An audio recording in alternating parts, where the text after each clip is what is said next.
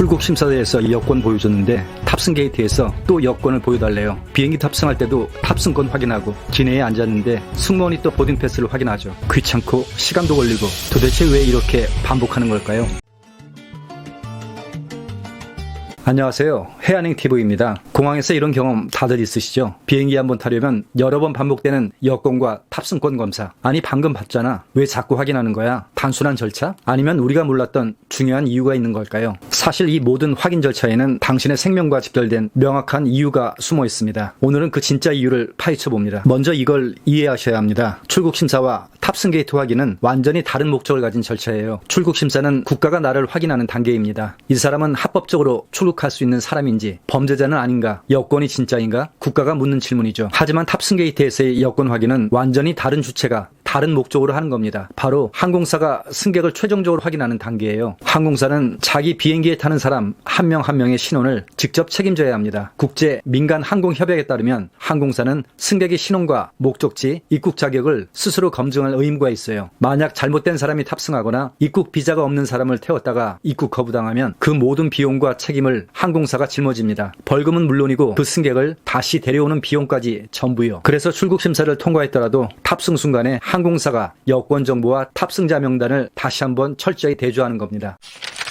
여기서 더 중요한 이유가 있습니다. 만약 다른 사람이 내 보딩 패스를 들고 비행기에 탄다면 어떻게 될까요? 설마 그런 일이? 싶으시겠지만 실제로 일어난 일입니다. 2015년 유럽의 한 공항에서 비슷한 이름을 가진 두 승객이 실수로 서로의 보딩 패스를 바꿔 가졌어요. 문제는 그중 한 명이 위조 여권을 사용하고 있었다는 거죠. 탑승 게이트에서 여권과 보딩 패스를 동시에 확인했더라면 즉시 발견됐을 사건이었지만 당시엔 느슨하게 확인했고 결국 목적지 입국장에서야 체포됐죠. 이 사건 이후 국제항공운송협회는 전 세계 항공사에 탑승 전 여권, 보딩 패스 동시 대조를 강력히 권고했습니다. 즉, 여권을 다시 보는 건 당신을 의심해서가 아니라 당신을 포함한 모든 승객의 안전을 지키기 위한 거죠. 테러리스트, 미입국자, 신원도용범 이런 사람들이 비행기에 타지 못하도록 마지막 관문에서 한 번 더 걸러내는 거죠. 그럼 비행기 안에서는요? 이미 탑승했는데 왜 또 확인할까요? 여기엔 대부분의 승객이 모르는 중요한 이유가 숨어 있습니다. 비행기 안의 모든 구조는 비상대피 계획을 기준으로 설계되어 있습니다. 좌석별로 산소 마스크, 구명조끼, 탈출 통로가 다 다르죠. 승객의 정확한 위치가 곧 생존의 조건이 되는 거죠. 승무원은 비상 상황 시 누가 어디 앉아 있는지 정확히 알아야 신속한 대피 지시를 내릴 수 있습니다. 특히 비상구 근처 좌석은 더욱 중요한데요. 비상구 좌석에 앉는 사람은 신체적으로 건강하고 영어나 현지 언어를 이해할 수 있고 비상시에 직접 문을 열고 다른 승객을 도울 수 있어야 합니다. 실제로 비행 중 비상 상황이 발생하면 비상구 좌석 승객이 승무원을 도와 무거운 비상문을 열고 탈출을 돕게 되거든요. 그래서 승무원은 탑승 시에 비상구 좌석 승객에게 별도로 확인하고 필요하면 비상대피 협조 동의까지 받습니다. 만약 그 자리에 적합하지 않은 사람이 앉아있다면 좌석까지 변경할 수 있습니다. 즉 승무원이 좌석을 확인하는 건 단순한 검표가 아니라 비상대비 훈련의 한 과정입니다.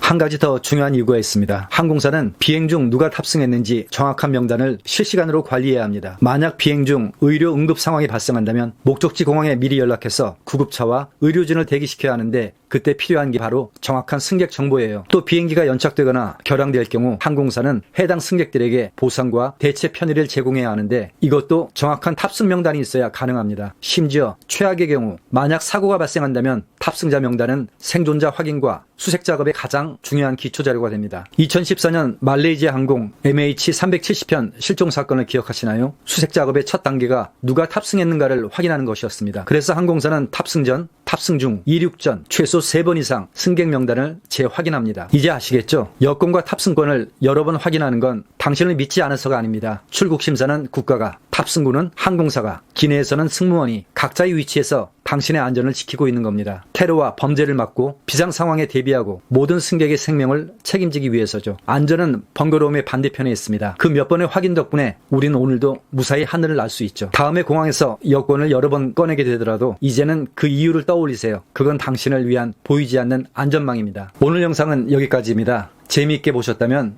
구독과 좋아요 부탁드립니다. 여행은 즐겁게, 안전은 철저하게. 지금까지 해안행TV였습니다.